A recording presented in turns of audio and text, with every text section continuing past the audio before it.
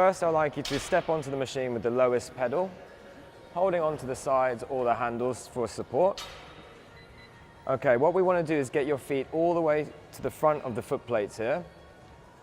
Let's start by holding onto the handles in the middle. Pushing through your heel, you want to go up and down in a rhythmical manner. Good, keeping the core nice and tight with neutral spine. An alternative way to use this machine is to hold the outer handles. It becomes more of an elliptical stepper in this way. Now, another teaching point that I can use is to push and pull with the arms.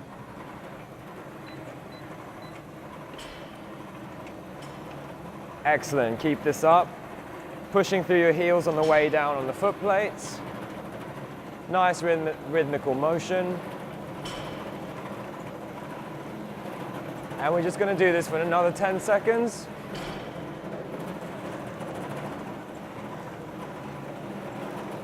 And 3, 2, 1, well done.